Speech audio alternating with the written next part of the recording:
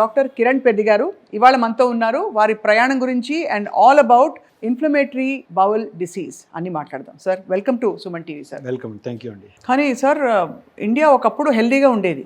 మన చారన్నం, మన పప్పు అన్నం, మన ఫుడ్ తింటే చాలా హెల్దీగా ఉంటామని మనం చెప్పుకునేవాళ్ళం. సో అందులో మన ఎక్కువ వెజిటేరియన్ అంటే నాన్ వెజ్ తినే వాళ్ళకి కూడా వెజిటేరియన్ చాలా పెద్ద బేస్.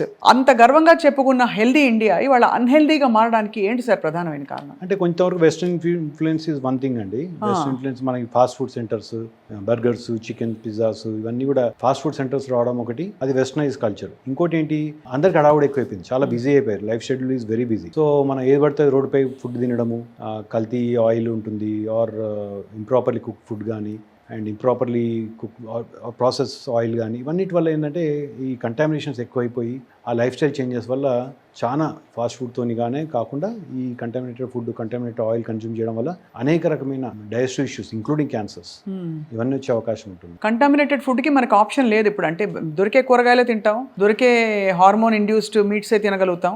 కాబట్టి there is no this thing. ఇంకేమైనా జాగ్రత్తలు తీసుకొచ్చా సార్ ఇప్పుడు అన్హెల్దీ ఇండియాలో?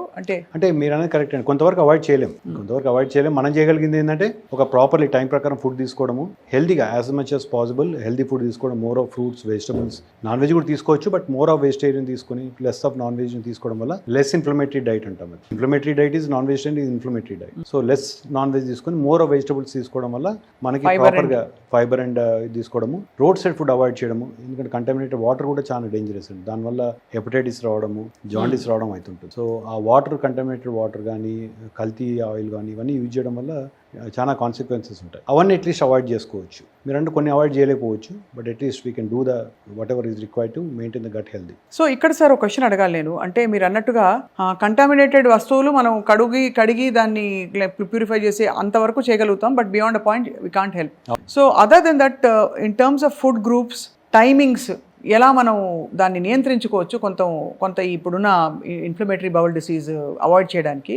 అండ్ మామూలుగా బాడీలో ఇన్ఫ్లమేషన్ ఉంది అంటారు, అది ఐబీ ఒకటేనా? కొంతవరకు కరెక్ట్ అండి. అంటే ఇన్ఫ్లమేటరీ బౌల్ డిసీజ్ అంటే ఏంటంటే gut is inflame. Ulcerative colitis ఏంటంటే లార్జ్ ఇంటెస్టైన్ అంతా కూడా ఇన్ఫ్లేమ్ అవుతుంది. క్రోన్స్ డిసీజ్ అయినట్టయితే any part of the digestive tract inflammation వస్తుంది. అల్సర్స్ కానీ, డీప్ ఫిస్టులాస్ కానీ ఇవన్నీ వస్తుంటాయి అన్నమాట. ఇవి ఎందుకు రీజన్ చూసినట్టయితే మల్టీఫ్యాక్టోరియల్. ఒకటే కంటామినేటెడ్ ఫుడ్ ఒకటే కాదు, అండ్ ప్రాసెస్ ఫుడ్ అనేది చాలా ఇంపార్టెంట్. ప్రాసెస్ ఫుడ్ అవాయిడ్ చేయాలన్నమాట. So artificial processed and ultra processed ఉంటుందండి. అంటే మనం కొంతవరకు క్లాసిఫికేషన్ చూసుకొని as much as possible avoid చేయాలి. అంటే అదొక్కటి తిన్నా కూడా రాదండి. ఇప్పుడు for example somebody may have genetic component ఉంటుంది. Genetic component plus microbial component, అంటే మన డైజెస్టివ్ ట్రాక్ట్ అంతా కూడా మైక్రోబయాటా అని చెప్తున్నాం ఈ మధ్యకాలంలో. అంటే gut is full of microbiota. So trillions of bacteria ఉంటాయి అన్నమాట. So in a given person ఒకవేళ microbiota composition plus genetic composition plus exposome అంటాం. ఎక్స్పోజోమ్ అంటే బయటికి మనం ఎక్స్పోజ్ అయ్యేది బాడీలో, అది ఈ కల్తీ ఫుడ్, ప్రాసెస్ ఫుడ్ అనేది అక్కడ వస్తుంది. అదొక దాంతో కూడా రాదనమాట. సో బాడీలో ఇనరెంట్ ఇది ఉండాలి, లక్షణం ఉండాలి, ఒక గుణం ఉండాలి, అంటే ఐబిడి రావడానికి. దానికి తోడు కంబైన్డ్ విత్ ఎక్స్పోజోమ్, హానికరమైన ప్రాసెస్ ఫుడ్ ఇవన్నీ కంబైన్ చేసినప్పుడే ఐబిడి వస్తుందని చెప్పుకోవచ్చు. ఏ ఒక్కటి దాంతో రాదు. So it's combination of factors అన్నమాట. అంటే ఒక ఓవర్ పీరియడ్ ఆఫ్ టైం వస్తుంది, over period of time develop అవుతుంది. But early diagnosis is very important. అంటే దాంట్లో మనకి బ్లడ్ మోషన్స్ కావడం కానీ, అబ్డామినల్ పెయిన్ రావడం కానీ, ఇవన్నీ ఎర్లీగా పికప్ చేసి ఇన్వెస్టిగేట్ చేసినట్టయితే టైమ్ ఈజ్ గోల్డ్ అండి. దీంట్లో మనం ఎంత తొందరగా ట్రీట్మెంట్ స్టార్ట్ చేస్తే అంత అవుట్కమ్స్ బెటర్ ఉంటాయి. డాక్టర్ కిరణ్ పెద్ది గారు, ఐ థింక్ చాలా మంచి ఇన్ఫర్మేషన్ చెప్పారు ఇవాళ, ఆల్ అబౌట్ యువర్ జర్నీ కొంత, అండ్ అలాగే ఇప్పుడున్న లైఫ్ స్టైల్. అంటే మోస్ట్ బేసిక్ థింగ్ ఇది, మనం తినే ఆహారము, ఫుడ్ ఎలా అరుగుతోంది. మా తాతగారు చిన్నప్పుడు చెప్పేవారు, ఫస్ట్ లేవగానే బౌల్ మూమెంట్ సరిగ్గా ఉంటే వన్ సైన్ ఆఫ్ హెల్త్ అని.